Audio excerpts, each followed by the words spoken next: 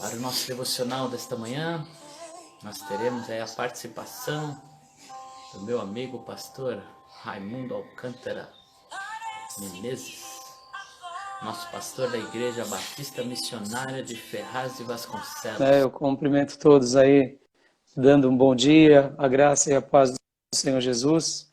Obrigado pelo carinho, né? Antes de mais nada. Amém, pastor. Vamos direto, vamos aproveitar que está funcionando. A gente estava conversando aqui, era mais para fixar a conexão. Pastor, a grande questão, né? Eu ouvi muitas pessoas falando sobre isso, com essa chegada aí dessa epidemia, né? Se tornou uma pandemia aí, que espalhou por todo mundo, vem aquela ideia, né? E aí, são as pragas do apocalipse, né? O que está acontecendo, isso é cumprimento, e vem esse despertar, né? Esse medo e o interesse, né? Escatológico, por saber mais. E daí veio a ideia, né? De trazermos aqui, você que gosta tanto dessa área, né? De escatologia, e nos responder, né? Algumas questões. Como é que você vê esse momento que estamos passando aí? Sim, sim.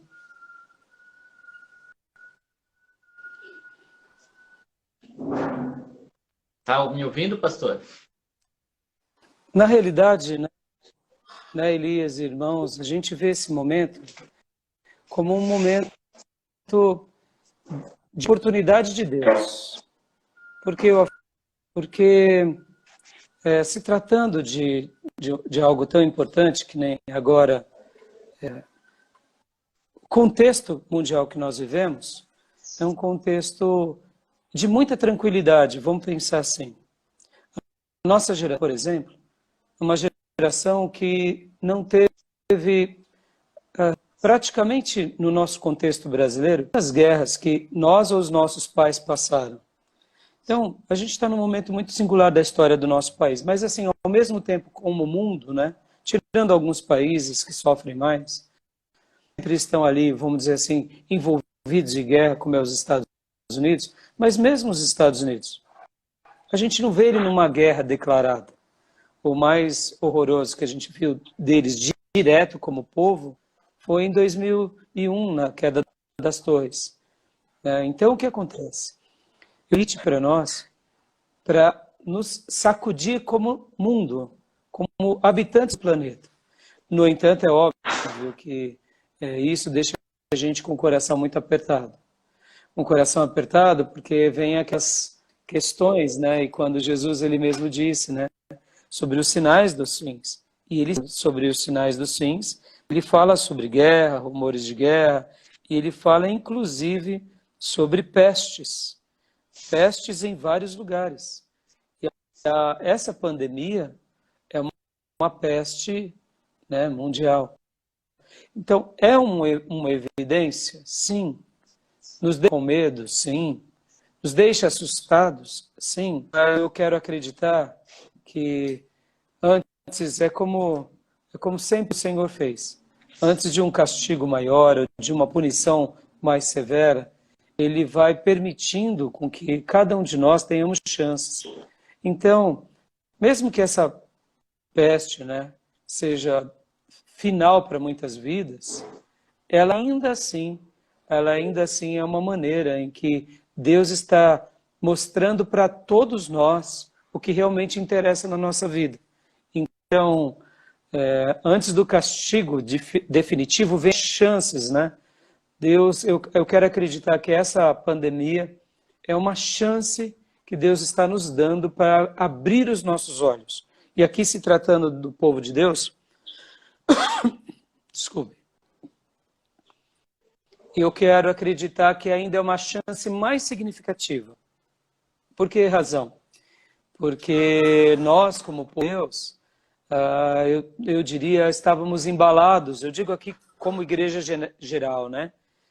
Num belo sono, né? Ou embalados numa bela doutrina chamada prosperidade. Pode ver que esse assunto dos sinais dos fins, agora os irmãos estão tratando nas suas igrejas por causa da pandemia. Mas antes disso o que eu vou conquistar, o que eu vou ganhar, a minha casa, o meu carro, o meu terreno. Então, na realidade, eu quero acreditar que Deus também está dando uma chance especial para nós, povo de Deus, para que a gente possa acordar para o que de fato importa. E o que de fato importa? Será que a gente está estabelecendo um reino?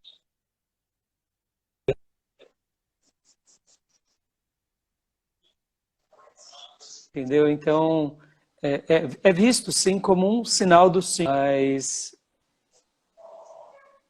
Amém. Pastor, o Pois não. tema, né, escatologia, eu sei que você tem uma visão, eu gosto muito, né, que o próprio Apocalipse, né, o livro já é a revelação de Jesus Cristo. Então você tem um olhar, né, já como não dá para revelar o que já está revelado, e há muitas pessoas que caem aí em correntes teológicas, em interpretações paralelas, mas nós já temos aí 2000 anos, né, de história praticamente, ouvindo teólogos, né, os nossos irmãos da igreja, de modo geral, né, como que essa interpretação ao longo desses anos dos nossos irmãos, como é que nós podemos ver, né, de forma geral aí, um pouco sobre o Apocalipse, né, a interpretação do Apocalipse? Então, como você mesmo mencionou, né? A palavra Apocalipse significa revelação. Mas dentro dessa ideia da revelação, tem uma expressão que esclarece mais para nós, que é a expressão tirar o véu. Então, quando a gente trata de Apocalipse, quando trata sobre finais dos tempos, e toda profecia sobre os finais dos tempos, Deus profetiza e por meio dessa profecia ele tira o véu. Sabe aquela ideia da noiva antiga, que ela chegava diante do noivo e de todos os convidados, ela tirava o véu e todos viam a beleza dela? Pois é, então o Apocalipse tem essa questão da revelação, que é Deus tirando o véu dos nossos olhos, tirando o véu daquilo que enxerga. Por quê? Porque, de fato, sem o véu, começamos a enxergar melhor. E o que acontece é que, logo depois do livro do Apocalipse, logo no comecinho da igreja, respondendo a sua pergunta, né? O que acontecia era uma coisa muito interessante, que a igreja primitiva, ela já que Jesus viria ali. Tanto é que em Atos capítulo 1, a pergunta que os apóstolos fazem para o Senhor é: quando o Senhor estará estabelecendo o reino de Israel? Quando, né? E aí o que acontece? Jesus, né, se ascende aos céus e os anjos dizem: olha, vamos trabalhar, né? Vamos cumprir o ID. E logo no início da IVA, eles tinham uma percepção de que o espírito do anticristo, vê que o apóstolo João vai falar sobre isso. E como que, desde da igreja primitiva até hoje, né, eles viram o livro do Apocalipse? Essa pergunta é muito interessante, porque o que acontece? Logo no começo da igreja, havia um anseio que Jesus voltaria rapidamente. Tanto é que depois o apóstolo Paulo, escrevendo aos Tessalonicenses, ele dá dicas e de pista de como tudo isso iria acontecer.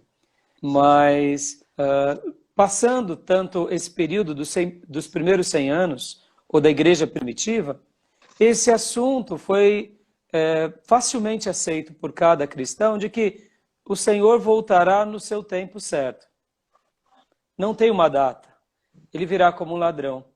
E ao longo desses 2000 anos, o que acontece é que esse assunto não foi tão citado e foi tão mencionado por vários motivos. Principalmente porque o Apocalipse sempre foi um livro muito alegórico, muito metafórico. Então as pessoas tinham muita dificuldade com relação a ler o Apocalipse. E só para você ter uma ideia, né, Elias e irmãos que nos assistem, Lutero, o grande pastor nosso, reformador protestante, ele, dentro dos livros da Bíblia, ele, ele fazia aquela lição de casa traduzindo a Bíblia. Ele tinha 2 livros que ele não considerava como livros inspirados, ou pelo menos ele tinha dificuldade de ver a inspiração naqueles livros. O primeiro livro era Tiago, por causa da questão da fé e das obras. E o segundo livro era Apocalipse.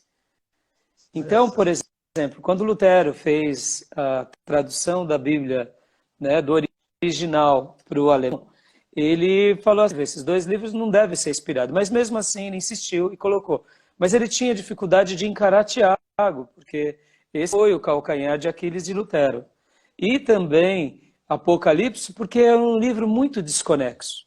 Como eu estava dizendo, a conexão do Apocalipse, o resgate do Apocalipse se dá na igreja. Olha só que interessante. Depois da Primeira Grande Guerra Mundial e depois da Segunda Grande Guerra Mundial. Você, um professor universitário, vai saber explicar talvez até melhor do que eu. Os homens, antes da Primeira Guerra Mundial, estavam no seu apogeu do quê? Do humanismo. As grandes conquistas industriais, científicas, conhecimentos dos mais variados. Então, até a fé na igreja, nesses dias, era uma fé baseada mais no conhecimento humano, na capacidade intelectual do pastor. Hoje, quando nós citamos, por exemplo, Spurgeon, isso era uma exceção à curva. Ele era um homem muito inteligente, mas muito piedoso. Nos dias de Spurgeon, por exemplo, nos dias de Wesley, não era tão comum os pastores se inclinarem a uma vida de piedade pura e simples. Por quê? Porque o humanismo dava o tom. Então, olha que interessante, o resgate do Apocalipse se dá principalmente depois da Primeira Guerra. Porque qual que era a ideia que as pessoas tinham? Que o homem evoluindo, ele vai estabelecer o... E estabelecendo na Terra, a gente vai se aperfeiçoando. Então, havia um consenso de que o homem evoluindo, o homem melhoraria.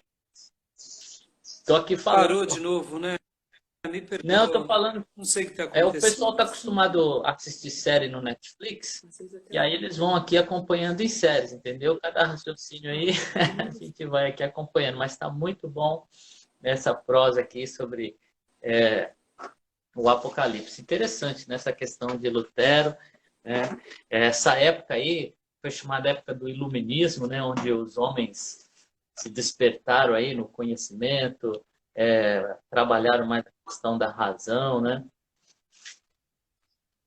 Mas, pastor, vamos lá.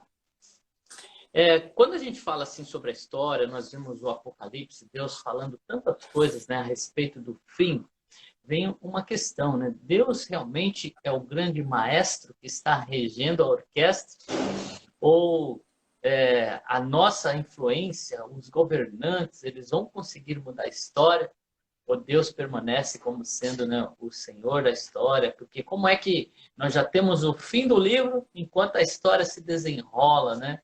A soberania de Deus aqui, ela não chega a ficar em xeque-mate se os governantes aí tomarem decisão, não conseguimos mudar aí o futuro, né? Como aquele filme aí lá do futuro, lá como que chama? De Volta ao Futuro, né? O pessoal vai lá para o passado e muda. Será que a gente consegue mudar? É possível mudar o futuro? O Apocalipse está aí, né? Nós não conseguimos mudar. E daqui a pouco nosso pastor entra aí para nos dar uma resposta. Então, essa é uma questão que antes da pandemia, alguns anos antes, tinha sido muito debatida até por alguns pastores, né? Tem uma corrente chamada deísmo aberto, né? Que é uma corrente filosófica que entrou dentro das igrejas e tem causado, eu diria, muito desconforto. Na realidade, né, Elias, o Apocalipse é uma das grandes doutrinas e dos grandes livros que nós entendemos e vemos que Deus é o Senhor da história. que Deus ele governa sobre tudo e nada foge do seu controle. Essa ideia de que o ser humano ele consegue mudar a história praticamente cai-se por terra quando a gente vê as profecias sobre os fins. Porque por mais que nós sabemos, né, do poder e da capacidade humana com relação a todo o desenvolvimento, e a gente sabe que o ser humano ele evolui, um exemplo disso é a medicina, outro exemplo disso são as grandes metrópoles, a tecnologia, mas quando nós lemos no Apocalipse que Deus deixou um futuro pré-determinado para um julgamento, então a gente realmente se dobra com humildade e vê que Ele é o Senhor da história, né? Porque por mais que tenhamos na nossa vida conhecimento, por mais que tenhamos sabedoria, por mais que possamos evoluir como pessoa e sociedade, diante dos fatos bíblicos, nós notamos que Ele continua governando de forma magistral. E quando a gente pensa, né, num Deus que conhece o futuro e já deixou Ele revelado a nós, já tirou o véu, a gente realmente se prostra com quebrantamento e humildade. O grande problema dessa ideia, né, de que o Apocalipse ele já está estabelecido é a ideia fatalista, né, onde as pessoas dizem, se então já tudo está destruído, se tudo já vai ser condenado, então o que a gente está fazendo aqui? Por que Jesus manda a gente expandir o reino dele? Falar do amor dele? Se vai vir um grande castigo, né? Se vai vir uma grande situação de condenação, se o anticristo vai se levantar, se vai ter as pragas, os cavaleiros do Apocalipse vão existir. Então, para que eu vou pregar o evangelho? Deixa Deus destruir tudo. Esse é o grande problema, é o problema meio fatalístico. Quando a gente... Como? Coração de Jonas, querendo destruir os ninivitas, que eles morram todos. Isso, exatamente. Então, essa é a grande dificuldade, né? Mas, assim, uma coisa que me encanta nessa soberania de Deus são coisas como essa. Como há pouco eu falava para você, não sei se cortou, quando eu falei depois da Segunda Grande Guerra Mundial. Depois da Segunda Grande Guerra Mundial, houve um resgate por coisas na Bíblia que outrora não estava sendo mais destacado. Por exemplo, o Velho Testamento, na Bíblia, não tinha assim, um destaque tão grande até a Segunda Grande Guerra Mundial. Depois da Segunda Grande Guerra Mundial, houve um retorno para essa questão do Velho Testamento, da Bíblia, de Israel. Porque antes da Segunda Guerra Mundial, o que acontecia era que as pessoas elas estavam muito confortáveis na sua leitura humanista. Então,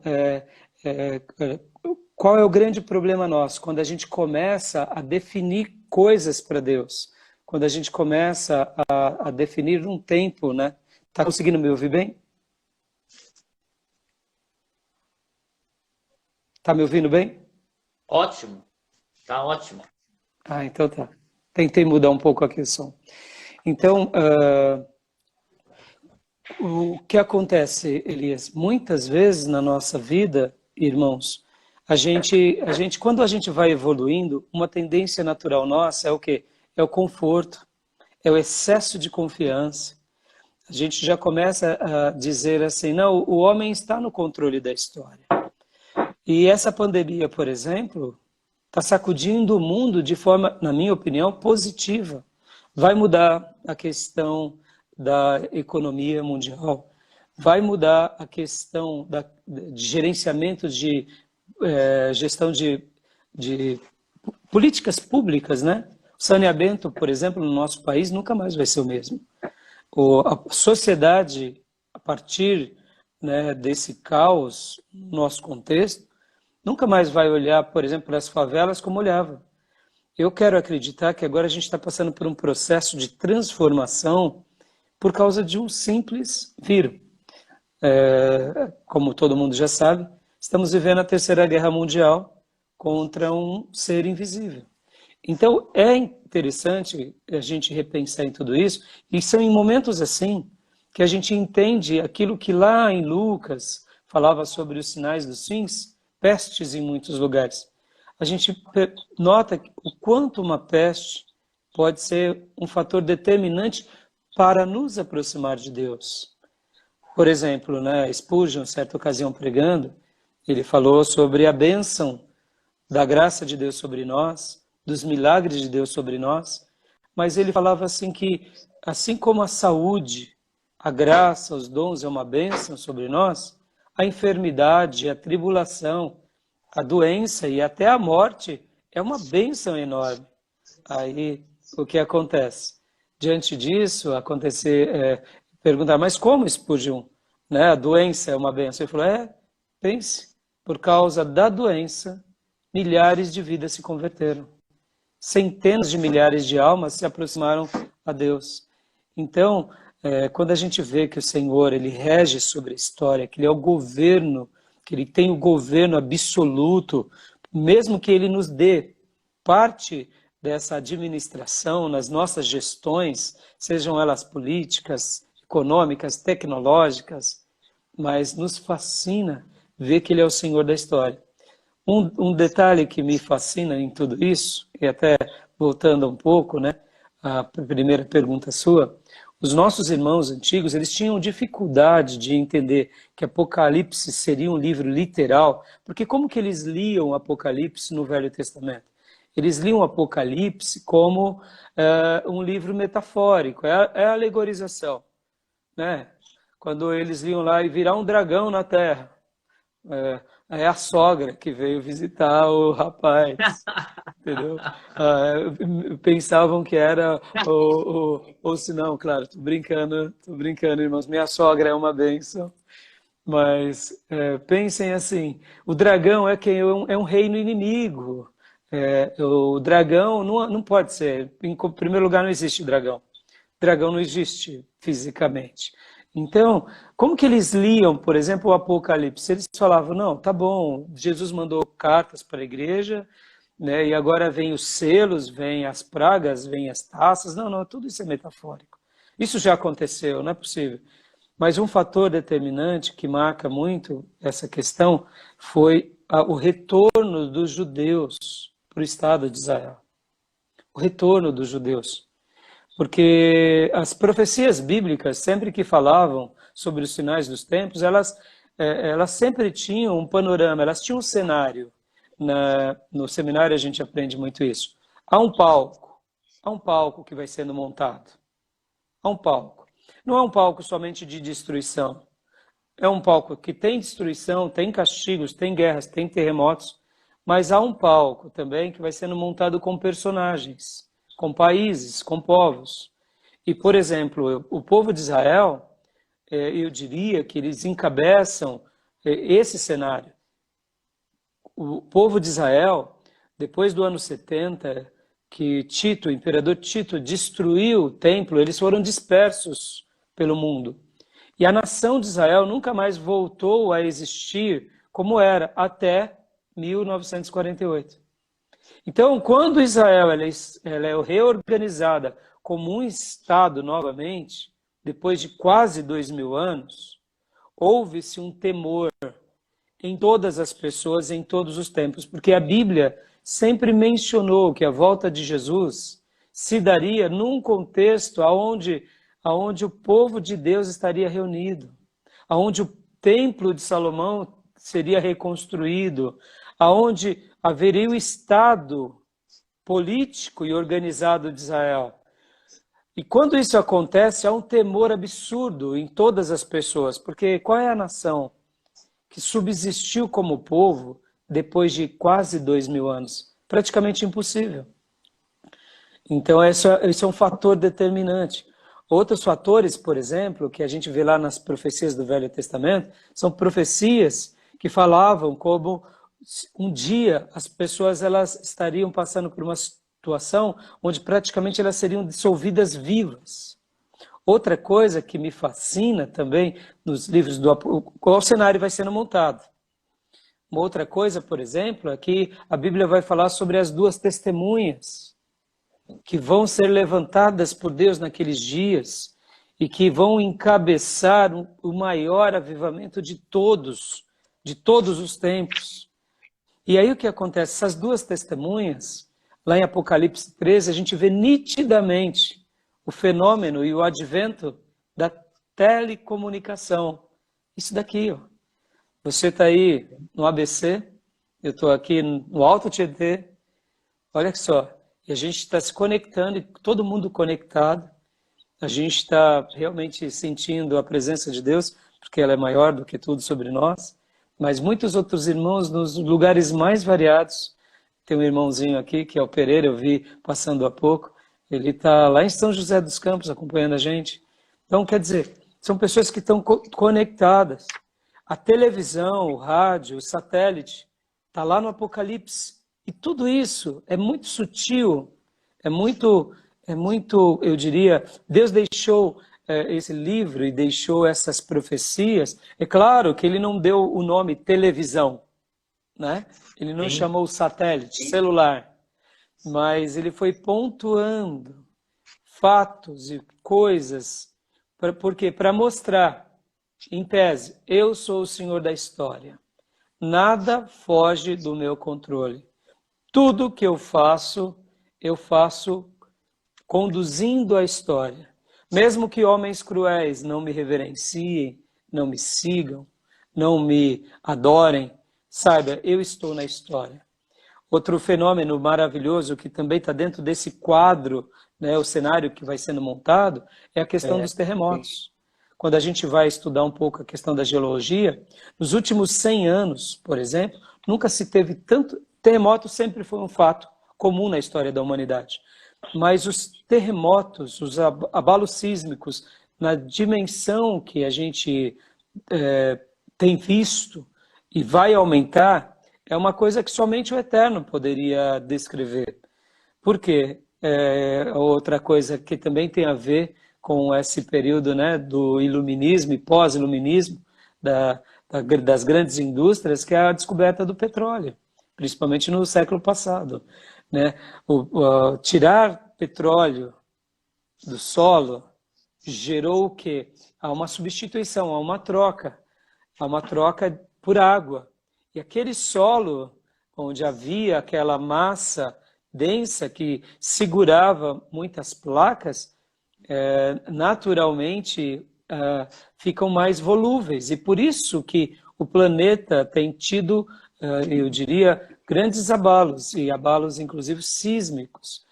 Mas quem é o Senhor da história? Quem disse que nos finais dos tempos haveria terremotos? E aqui, para deixar o coração do irmão e da irmã ainda com mais sede de Deus e temor a Deus, possivelmente um dia nosso país tenha muitos terremotos. Olha que coisa, por exemplo, talvez você que me assiste e ouve aqui, você fala, mas é impossível. Não, pelo contrário, a retirada de petróleo que os países petroleiros já causaram pode afetar nós. Ou seja, a nossa própria tecnologia acaba gerando em nós o quê? Um mal para nós mesmos. No nosso contexto brasileiro, nós não temos estrutura para um terremoto. Nossas cidades não foram criadas para isso. Então, até nisso, aí onde entra um país que teme a Deus, um povo que realmente adora a Deus e governantes que temem a Deus. Porque aí teriam que criar meios de uma energia limpa. Olha que interessante. Eu não sei se vocês lembram, alguns anos atrás, houve um abalo sísmico muito significativo aqui em São Paulo, e o seu epicentro foi no mar, e a parte que mais teve prédios rachados foi em Santos. Isso foi por volta do ano de 2005. Eu me lembro, minha esposa estava cursando psicologia, e ela estava no prédio onde ela estudava. De repente o prédio começou a balançar. E quando balançou, a professora olhou aquilo, a professora nem Nem respondeu, disse minha esposa. Pegou as coisas, saiu correndo, foi uma loucura. Né? Ou seja, foi nas margens do Brasil, né? No mar, o epicentro foi no mar. Olha que interessante. Nós não temos, assim, não somos protagonistas na questão do petróleo.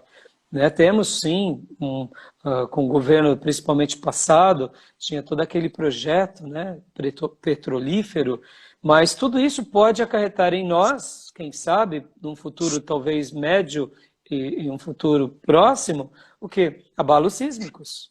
Olha que interessante. Né? Então, quer dizer, quem é o Senhor da história? É Deus. Eu Né? ouvi, Então, pastor, ele rege sobre tudo. E eu tudo ouvi uma está nas mãos ilustração dele. esse dia, Então, bem mesmo que a interessante. gente participe dessa história, ele governa. E aí onde entra a grande questão de temer a Deus. Temer a Deus nos faz construir esse mundo de forma harmoniosa. Temer a Deus nos faz buscar meios de reconstruir o planeta sem nos destruir, mesmo sabendo que um dia virá o acerto de contas de Deus. Amém. Pastor, você está me ouvindo aí bem? Consegue me ouvir? Estou te ouvindo. Eu vi esses dias uma ilustração, achei bem interessante, de um pai, né, que o filho começou a questionar, o filho de 5 anos, perguntando, pai, eu vou me casar? E o pai falou assim, filho, provavelmente você vai se casar. E aí o filho falou assim, como é que vai ser? Eu vou morar aqui na sua casa? E ele falou assim, não, filho, você vai ter a sua própria casa, né? E aí o filho de 5 anos falou assim, mas como que vai ser? Se eu vou para minha casa, não vai ser aqui, lá eu vou ter uma babá? E o pai falou assim, não, vai ser outro contexto, mas como explicar, né, coisas que a mentalidade, a maturidade daquela criança não conseguia absorver, né, sobre o casamento. Uma criança de 5 anos questionando coisas sobre o casamento. Ou seja, nós com a mentalidade do hoje questionamos coisas do amanhã, coisas que ainda não entendemos, né? Eu na minha infância eu pensava sobre o Apocalipse, sobre essa questão todo olho verá. Como que todo olho vai ver? Eu imaginava, né, que Jesus, quando viesse, ele daria uma volta em todo mundo, né, nos céus, e aí todo olho veria a sua vinda, né? Porque naquela época não tínhamos coisas como a tecnologia da internet, né? Transmissão ao vivo de todo o mundo. Hoje nós assistimos a Copa do Mundo, assistimos a Olimpíada em tempo real, né? Está acontecendo lá e todo o mundo vê. Então, com a mentalidade de hoje, não há assim qualquer pessoa entende, todo olho verá. Claro, uma transmissão em tempo real, ao vivo, né, em qualquer lugar do mundo, a gente vê. Como essa transmissão mesmo, em qualquer lugar do mundo, as pessoas conseguem nos ouvir em tempo real. Se alguém ligar lá o seu Instagram, né, lá do outro lado do Japão, como a minha irmã morou lá por muitos anos, né, hoje é simples, né? Como estamos falando aqui, qualquer pessoa pode acompanhar. Então, à medida, né, que o mundo vai avançando, vai ficando muito mais fácil a gente entender algumas questões aí do Apocalipse, né, como você colocou aí. E eu estou dizendo aqui não de muito Sim, tempo, né, que sim. eu sou jovem, né, tô aqui com meus 20 anos, né, estou falando aqui de um tempinho atrás Não, aí. e assim, me permite, você citou esse texto, né? Todo olho verá, e você vê como. Gente, eu vou chamar aqui o pastor para dar aqui a conclusão aqui e a gente vai ficar para amanhã o nosso bate-papo aqui que está uma delícia, né? Realmente muito gostoso falar desse tema e ele vai vir aqui para só dar a conclusão do raciocínio e a gente voltar amanhã. Pastor, voltou a conexão aí? Voltou, voltou. Nós queremos ouvir aqui a Sim. deixa, né? Vai ficar para amanhã, porque o nosso tempo aqui, a gente tem cerca de Ah, 10 minutos. Aqui ainda queremos orar com os então eu irmãos. vou. Então, com Tá joia. Eu vou dar uma deixa dessa forma, né? Todos nós temos medo do Apocalipse. Toda é a razão pela qual se mantém vivo, né? O medo é, de fato, dado por Deus para a manutenção da vida. E é bom que tenhamos mesmo, e é bom que essa pandemia sacuda todas as estruturas. E é bom que as igrejas repensem muitas coisas. Mas eu queria dizer uma coisa. Existem várias correntes, né, no Apocalipse que falam sobre a volta de Jesus, que Jesus virá antes da tribulação, no meio depois. Mas eu não queria entrar nessas partes mais técnicas. Uma coisa é fato e é verdade. Jesus vai voltar. Ele vai buscar o seu povo, ele vai à igreja, e nós nos encontraremos com ele nos ares. Mas eu queria dar uma centelha aqui e deixar também com assim um temor sobre todos nós. A Bíblia fala, né, que nos últimos dias o meu espírito seria derramado sobre toda a carne. E isso se deu lá em Atos 2. E de Atos 2 até hoje, na janela de Deus, continua ainda sendo últimos dias. E nos últimos dias, uma coisa que me fascina é que vamos ter dois grandes momentos, e eu queria deixar aqui essa deixa para os irmãos. Qual é a deixa? Haverá um grande avivamento poderoso sobre a terra. E de contrapartida, haverá também uma grande apostasia. Como encarar?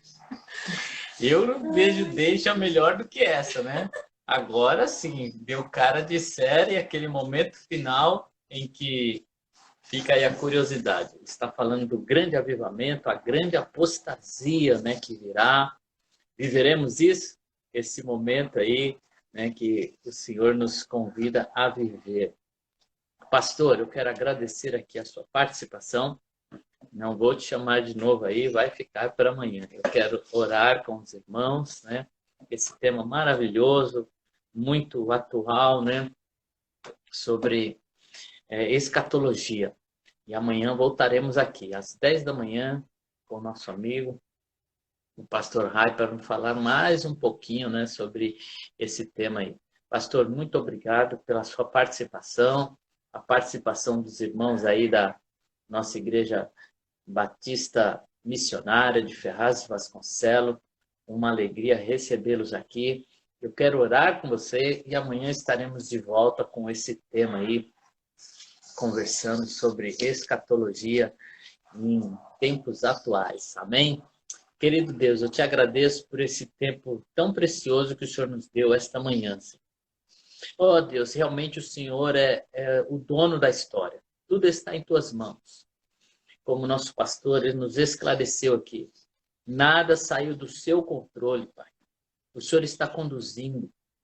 Ele está conduzindo a história com amor, com misericórdia. É tempo, Senhor, para nos conectarmos a Ti. Oh, Deus, eu oro por toda esta nação, todos aqueles que estão dispersos. Nós, como igreja, Senhor, possamos aproveitar esse tempo e estar, Senhor, mais ativamente trabalhando. Aproveitar, Senhor, essa ferramenta que está em nossas mãos para pregar o Evangelho. Oh, Deus, as redes sociais, tudo que o Senhor tem colocado, Senhor, à disposição da sua igreja. Eu me lembro, Pai, que era trabalhoso termos uma rádio, conseguirmos um canal para falar às massas, e agora o Senhor tem colocado em nossas mãos. E nós, como igreja, Senhor, recebemos esta dádiva, Senhor, que é uma grande oportunidade, que possamos, ó Pai, em nome de Jesus, estar envolvidos e trabalhando para o Teu reino. Nós te agradecemos, ó Pai, e queremos estar engajados. Ó Deus, abençoe o nosso pastor Rai, com o seu ministério, a sua igreja. Continue, Pai, conduzindo as suas vidas. Continue a conduzir o Teu povo, Senhor, em nome de Jesus. Deus te abençoe, muito obrigado pela sua participação. Nós vimos aí, né, essa deixa que o temor é bom, o temor a Deus, este medo nos protege, né, e vamos estar aí, em nome de Jesus, como igreja, trabalhando para o reino. Deus te abençoe, pastor. Deus abençoe a sua vida. Um beijão aí a toda a família, em nome de Jesus.